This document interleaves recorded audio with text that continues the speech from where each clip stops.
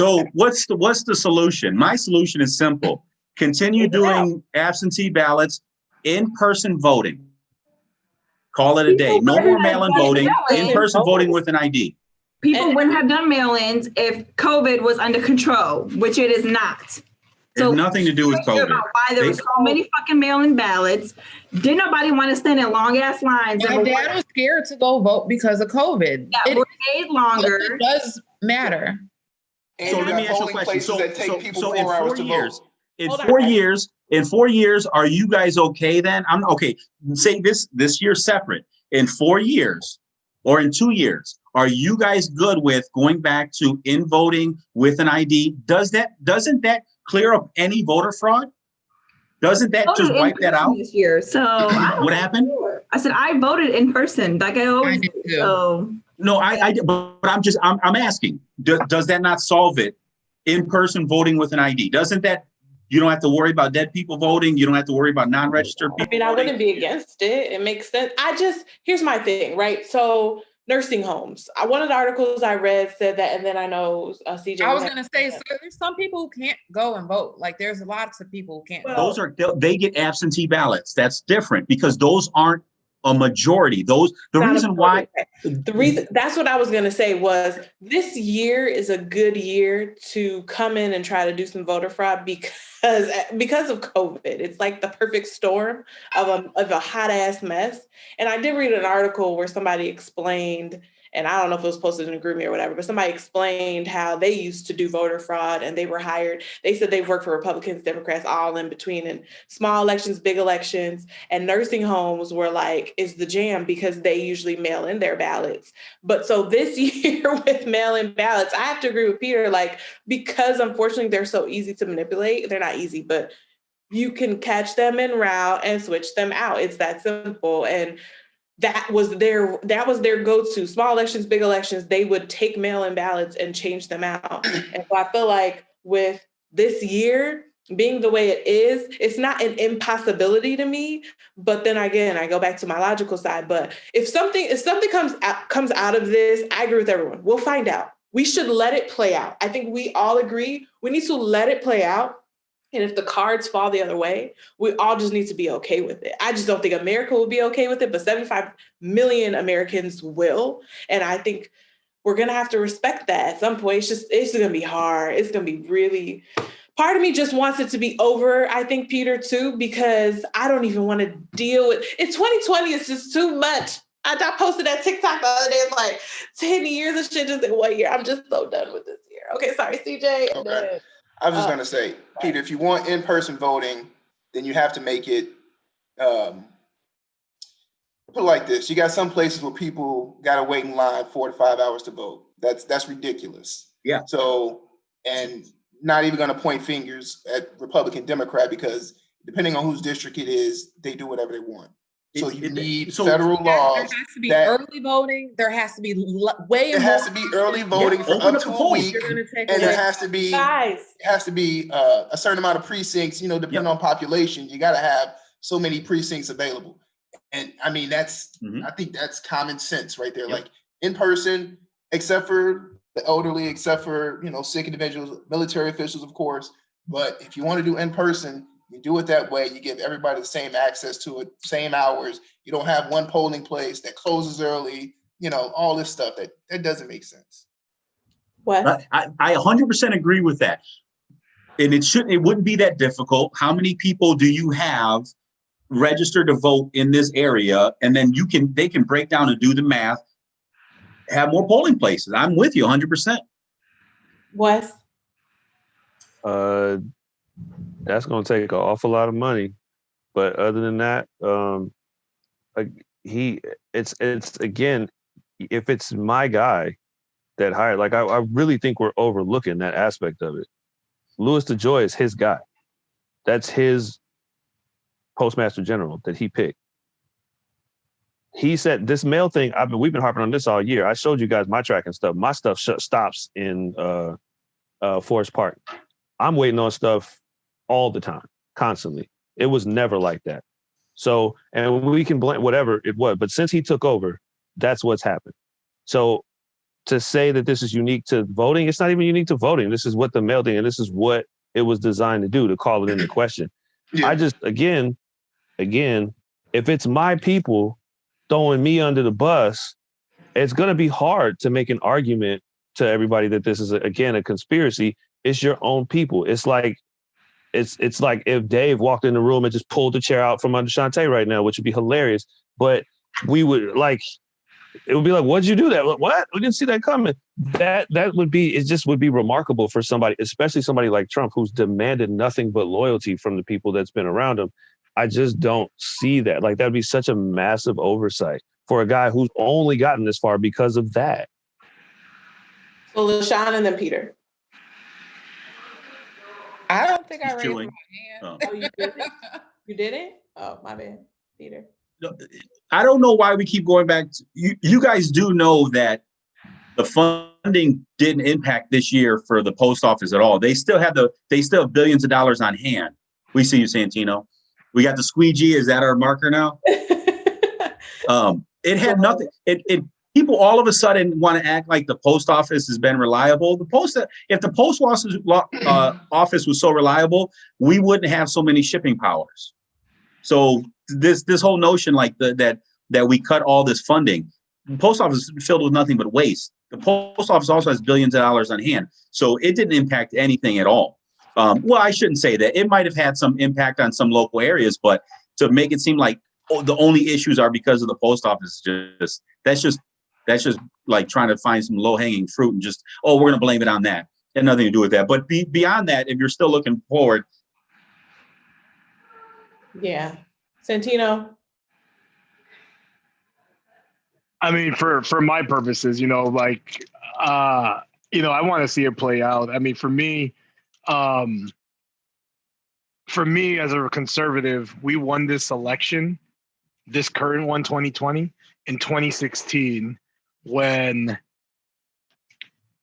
RBG when she didn't retire under Obama, and I got my third SCOTUS seat. I gotta be honest. For me, no. I'm being honest. For me as a conservative, if Trump loses, I don't care. I already won. I won 4 years ago. I won 4 years. No, you also literally won this time too. You literally won this time. Republicans won the election. So that's what I'm baffling. Saying. That's the piece that I find in it, and why I'm not. Yeah, the election fraud thing, is it possible? Anything's possible. I can get hit by the fucking piano sitting in my yard somehow, some way. I don't know. It can happen. I'm okay with letting it all play out. But ultimately, in the big picture of things, I see a lame duck president for the next 4 years. They ain't going to get shit done. And then the Republicans come in. If it's Trump, if it's someone that's not Trump with a Trump agenda, that without the personality of Trump, we're just going to steamroll the Dems in 4 years. I'm okay with this. I see inroads that Republicans made into Black and Hispanic and Asian communities. I mean, we've as a conservative, we expanded our base. Trump expanded our base. Just 51% of people that voted for Biden voted against Trump. That was a real number, 51%. So, I've been making this joke all week, a week and a half now, that more people voted for Trump than any president in the history of the United States. Because you have to factor in the people that voted against him, because ultimately that vote was still for Trump. All right. I'm done.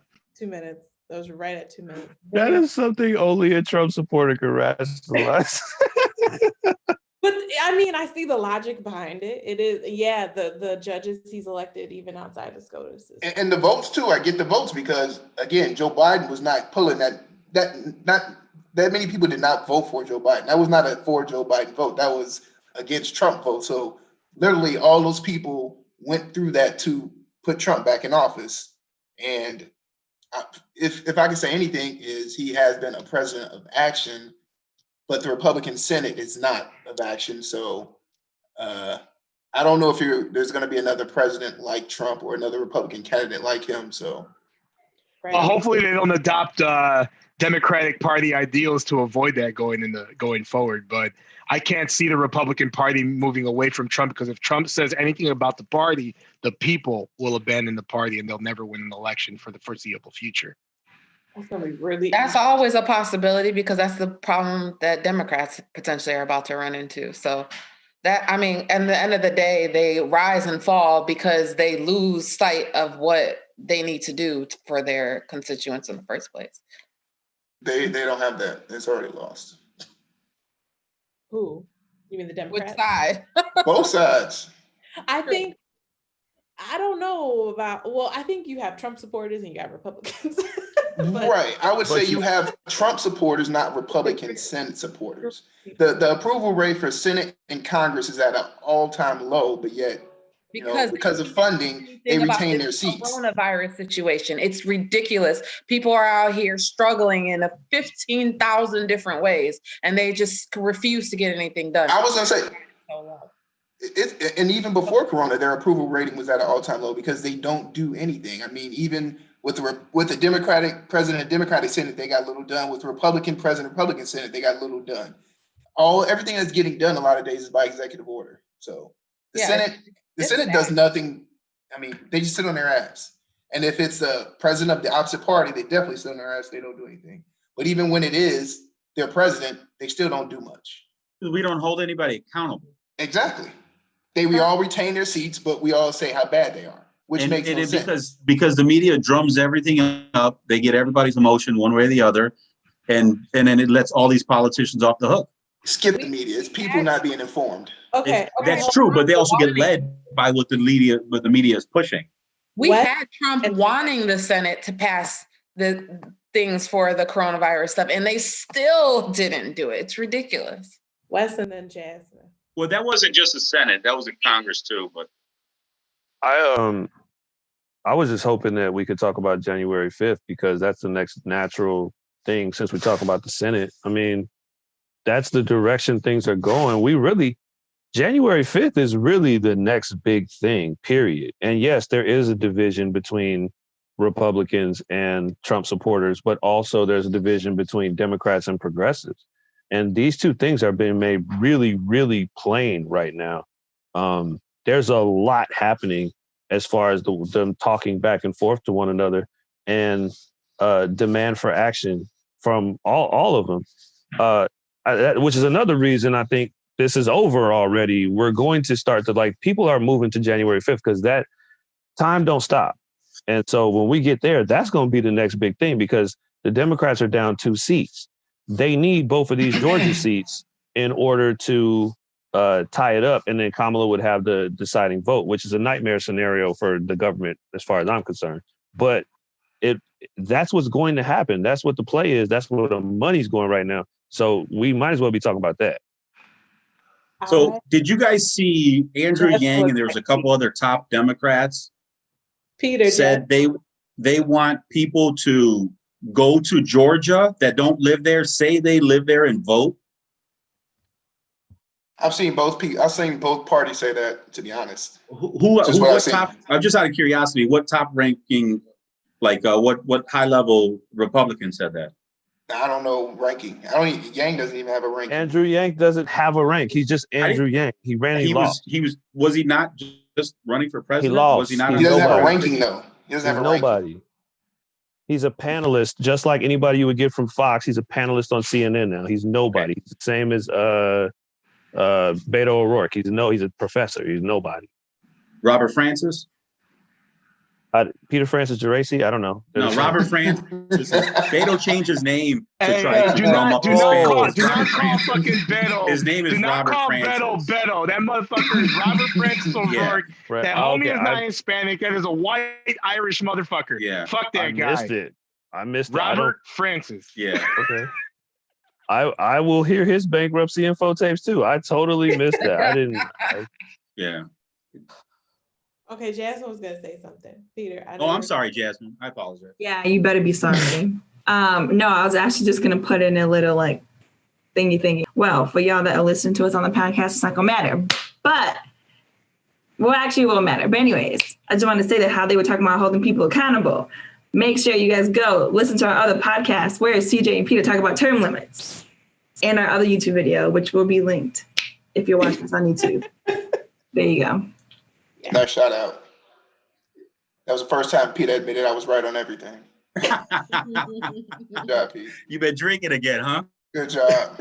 I thought that was remarkably well handled, which I want to say, maybe there's a psychological thing where guys do everything different in front of women, because when it was just the two guys, yo, I kept watching that and I was like, yo, this is so well composed for the two of them. I can't believe this. It was after you, sir. No, you, sir. I was, no, wow. So because there's the thing about CJ. It's because there's an audience here. CJ is a conservative. I'm a performer. He hates to admit it, but he's a conservative. He just likes blaming Republican, and that's it. But why is everyone to you a fucking Republican or a conservative? Why, just to a few whatever discussions ago, you were like, Jasmine, at this point in time, just remember this is when you get like what? Because you know what it is. No. Pete, let me just defend Peter here. You know, for the longest, for the longest time, I was a Democrat, dude. I don't think I voted for a Republican until 2014, 15. I mean, it's been I was a Democrat most of my life. And it's just when you sit there and you start thinking about the things that are important to you, like as an individual, you start recognizing that you're a little out of touch with these socialist ideas, you know, like that's the way it happened for me. You know, it's just like I've been voting Republican since I started voting, not solely Republican, but I vote for candidates. I'm not joking. And this has been since I was 18 years old. So I didn't just start voting for Democrats or Republicans. I've always voted like this. I'm not going to suddenly turn into some massive conservative Republican. Well, that's not. I don't think that's what Peter's saying. You're not going to go and like fucking put the red hat on and go all out.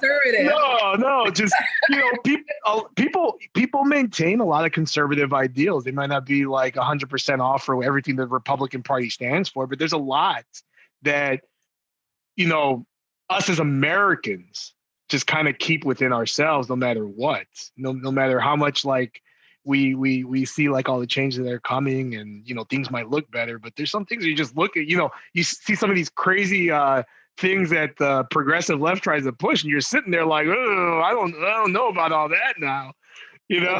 I'll be the first to say Black people by and large in America are conservative. Yep. The only reason they don't vote, I mean, we all know this. The only reason they don't vote Republican is because the agenda is overtly racist. There has nothing to do. I know everybody gets mad, like, I don't understand. Black people understand. That's what's important. Especially older Black people, the ones that vote. Yes. Extremely conservative. And if they are more conservative than anybody, everything that Trump was talking about, they totally agree with, except they know that it's inherent. It is also implied that he means yo black ass too. And that's why they just like, oh, I almost pushed the button. Too bad. But yet you vote for somebody that eulogized the KKK member. Hey, listen. We're not talking about that topic again. That's not happening. No. But Biden wasn't a good candidate if we're talking about race, which I think we'll all agree with, which is why we didn't want to vote for him. We didn't want to vote for him and Kamala. Like, we just didn't. We had that conversation in August. And we have to stop putting these titles, because I agree with some of the stuff, because I'm not a Democrat, I'm not a Republican, I'm not a conservative, I'm not a progressive. Every idea, I have all of those ideas are in somewhere, depending on what it is. And I know people always want to run from that word socialist, but damn it, you guys are all like socialist programs to a certain degree, and this country especially does, because we have a lot of things in place that are, based on socialistic ideas in some way or another. So it's that the fear tactic, he's Republican, so he's evil, he's Democrat, he's evil, they're progressive, they're evil. I'm just about action. And that's why I said, for as much as some of the things I didn't like Trump for, he was about action, and he did do a lot of things. And that's why I dislike the Republican Senate more than him, because they are fine to sit on their ass and do nothing. If we're being honest too, defund the police, that's such a socialist agenda, but when it's white people talking about defund the police, it's actually a libertarian agenda. Yeah, that's how they switch it. That's how they switch. So it's nuts. It's nuts how we do this. But if you want the same thing, maybe you're on the same side. And I think this two-party system keeps people from realizing that like, oh man, maybe you guys have more in common than you think. And then we wind up voting for people that, it keeps the same people in power. Exactly. I hope the Republicans divide. I hope the Democrats divide. I hope we get a whole bunch of parties. But who's going to divide though? In the party itself, no, because the Senate, I don't know, the Republican Senate is tight. They're not going anywhere. I think the Democrats are more likely to divide than the Republicans. The Democratic Senate? Nah, I mean, think about what Bernie Sanders not even a Democratic senator, right? So no, I'm talking about the House. I'm talking about maybe the House. The Republican Party right now is more conservative than it's been a long time because of Trump. So they're more consolidated. If you look at the Democrats, though, they're completely split from like those old blue dog Democrats versus the socialist Democrats. So I think they're going to have a ton of infighting. If you take a look at the House, I think they're talking about Nancy Pelosi's not going to be the speaker anymore. She might not have the votes because they lost so many seats.